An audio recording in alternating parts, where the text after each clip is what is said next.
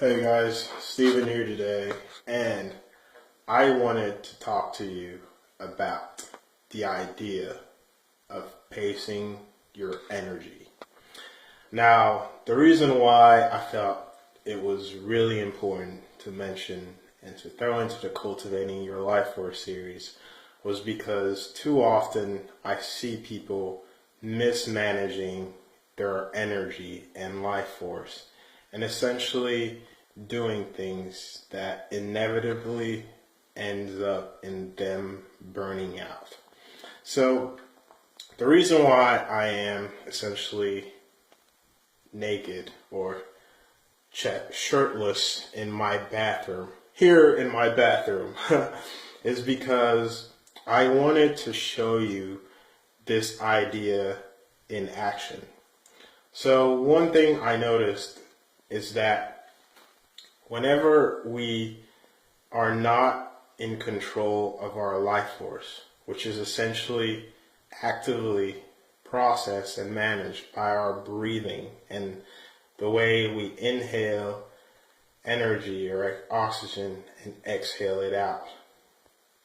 When we're not in control, we tend to have a characteristic of erratic breathing. What does this mean? This essentially means that in a moment, situation, or event where our energy is, to lend a term from Dragon Ball Z, leaking out of our body, where it's essentially overflowing in an uncontrolled way, our breathing tends to match that, right? We are literally, or each piece of our being is a mirror of ourself, right? It's kind of like saying every part of you is essentially your essence or the essence of who you are, right? So if in that moment your essence is dominated by anger or sadness or negativity, you will reflect that in every part of your being. Maybe your body will be guarded and more closed off to the outside. Maybe your face will be really scrunched up, right? Like very, very scrunched up and like tucked in and almost retracted, right? And obviously your breathing will reflect it. Instead of a nice, calm, and deep breathing, you might have more of, sharp, laser-like outbursts. Like, imagine the way Hitler would speak, and now tie that to someone's breathing. He gestured. So your breathing would take on that pattern, right? Now, conversely, imagine if you are calm, peaceful, compassionate, joyful, exuberant. Your energy would be calm, present, relaxed, outgoing, outflowing in a purposeful and calm and even-keeled way, right? Your breathing would be nice and relaxed, right? Nice and relaxed, right? Your face would literally be relaxed. Like it would literally stretch the full motions. Like the myofascia around your face would be really relaxed, right? This is why science proves and says that people who smile a lot tend to have prettier faces, right? They tend to have those nice, cute little dimples, right? Because the face and the myofascia is stretched, right? And it has that plasticity about it, as opposed to someone who's always angry and serious and the face is rigid. And so because it's rigid, it's lacking expression, right?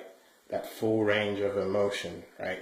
So someone who is expanded or someone who is happy is very expansive in his emotions, and it's more stretched out as opposed to someone who is sad, right?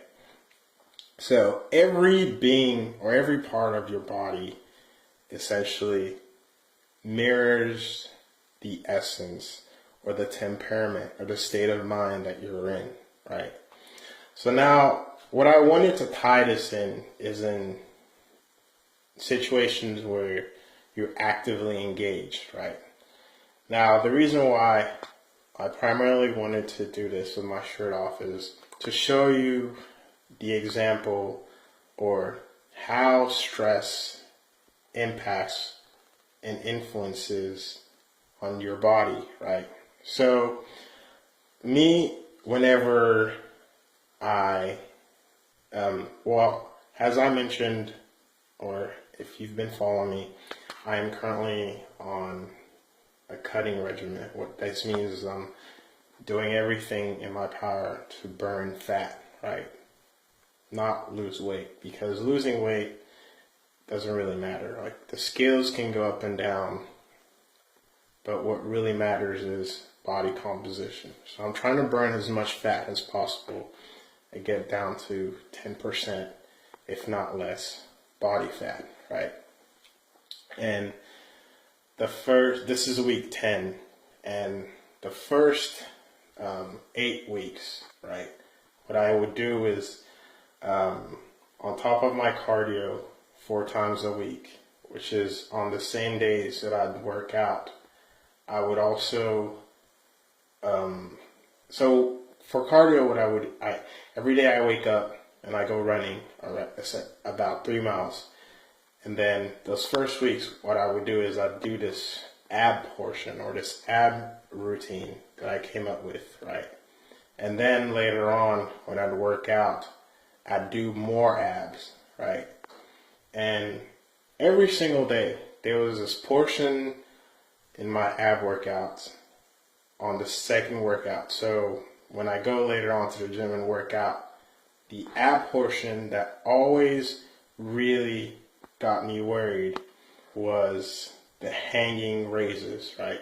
It's you get on this ab machine that essentially looks like you could do dips on, but what you do is you bring your legs up, right?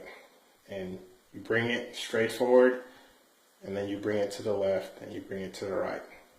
And then that's one set where you do it just straight like that. And the other set, you would do it, but essentially you would bring your legs curled in, right? And then the last set is you'd bring it straight out, and then you'd bring it curled in, and that's one. And every single day, I always started getting worried about the last set, because I was always afraid that I would essentially fail and give up and not finish the ab workout. And so what happened is, as soon as I started getting closer and closer, my breathing would start contracting, right? I would literally start getting so scared that I started breathing erratically. As I'm talking about it now, I can actually feel myself change. I can actually feel my breathing change as I'm doing it, right? And what I came to realize was that it's literally just a psychological thing, because I had never really, or I had not taken my fitness and my stamina to that level in a while.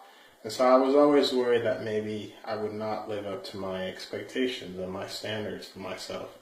And so that would have me stressed.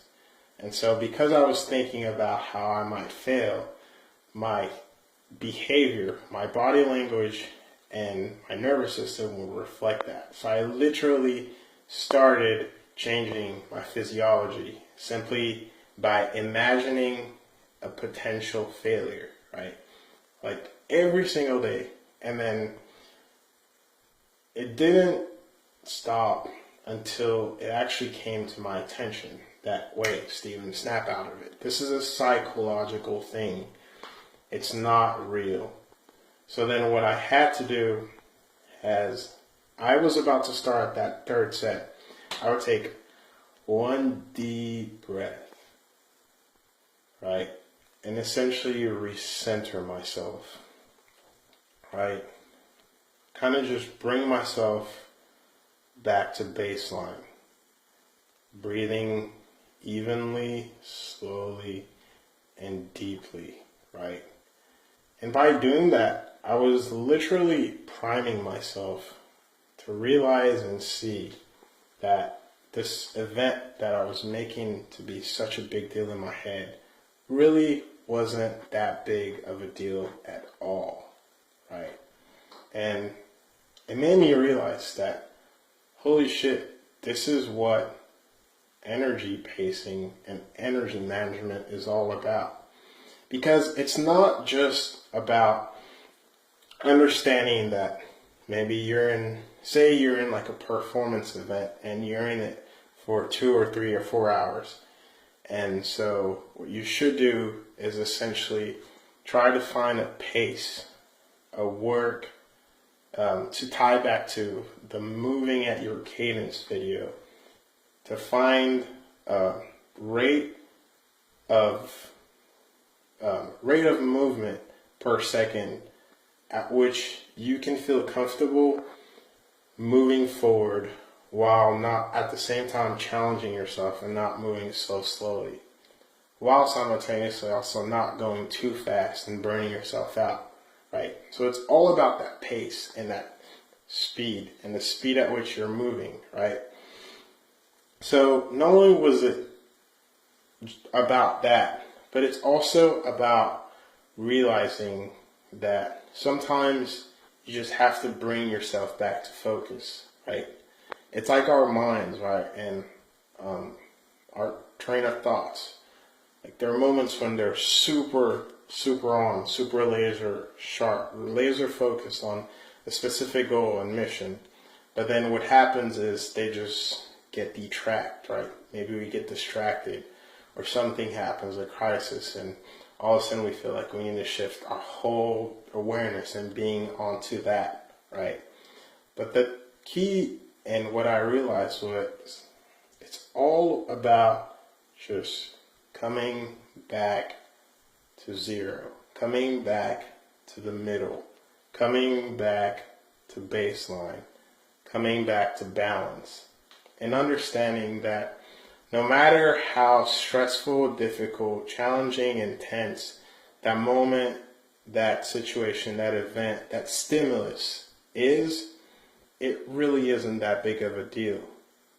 And that when you make it a big deal, that's when you're actually essentially energizing it more and giving it more power and making it more of a stressful event than it actually is in real life, right? So it took me understanding that and essentially calming myself down, right? And taking my breath back to a natural, more relaxed rhythm to essentially overcome that weird, stressful, erratic breathing that I would get because I worked up that last set to be bigger than it actually is, right? So I thought that was really cool, and I felt like sharing it, right? Now let's move on to essentially how this ties in to performance, life, business, and other areas. It's interesting to note how when I was speaking of being calm and relaxed, my breathing literally just deepened and slowed down, almost to a point of me not even breathing. In fact, it sounds pretty crazy, but it's something that I've actually been implementing, like how to slow down and deepen your breathing to the point where you literally stop for seconds and seconds at a time in that place between the in-breath and the out-breath, or that place between As you exhale, you inhale. Now, it's crazy because at first you might feel like you're like almost choking and whatnot, but it like opens you up in a way that I can't even begin to explain. And you feel like you just have so much more in the tank. Like you feel like there's almost like this untapped part of your stamina reservoir that you don't even ever get to touch because you just have so much that you never ever get depleted, right? I've really been focusing on implementing this while I'm running or when I'm working out. When you're working out, try not to breathe out loud. Like, you know, when people push, like, try to like be so silent that people can't hear you. And it's hard, it'll kill you because there will be those reps where you can't finish, and you will realize then that all this time you've been counting on to actually like push. But when you stop, you actually have to like dig in deeper into your infinite potential and move the muscle. On top of that, you're also building more inner power. You're building more muscle internally because instead of relying on the momentum from the you're actually forcing yourself to build your muscle and your own power, like your own static power. And it has profound benefits, like in strength, stamina, etc. You could tell when I was talking about the erratic breathing and being angry and in an angry state of mind, you know, like when you think about when someone's wronged you and pissed you off, all of a sudden you have to like breathe. Like you almost have to. It's almost like it's like putting a dampen on your ability to stay in that space that's in between. And so now you have to essentially breathe quicker and more shallower and all that. So you realize essentially controlling your energy, or when you're controlling your energy, you'll just be more at pace, right? Say that in your business, instead of just rushing to fucking scale and get bigger and bigger, you'll realize, take a deep breath and then realize, do I really need to do this right now when my foundation isn't built yet? And so by just taking that extra second, by taking that extra moment to center yourself and control your energy, you will be able to make wiser decisions, right? When you're in your health, right? And you're like, should I just really take this thing right now? When I haven't even understood proper nutrition or how to work out right, you'll be able to take a deep breath, control your energy, and then make a wiser decisions, right? Think of like when you're not controlling energy, it's kind of like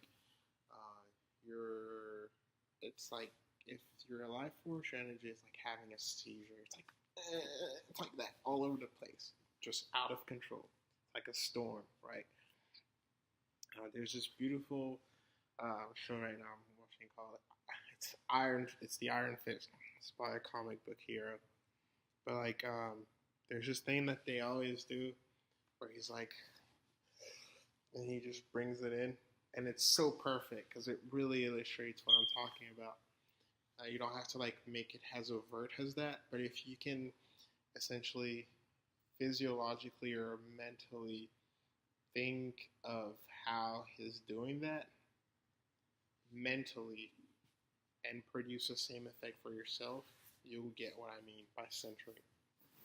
It's all about taking a deep breath and realizing that as much as shit's in your face, as much as shit seems to be so fucking pressing and urgent, at the end, on the big picture, comparing to the lifespan, the enormous age of the earth, how old it is, and all the many life forms within it, nothing really matters. Everything's so fucking trivial.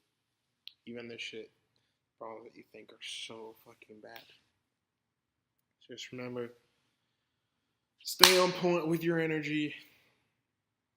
Take a deep breath, control it. Catch yourself when you're falling into erratic or a state of erratic or a negative state of mind. Just go back to the center, your core. Diaphragmatic breathing, remember? Like a balloon. And then center yourself, pace yourself, and then fucking win. Anyways, hope you guys got something out of this, and as always, swag the fuck out.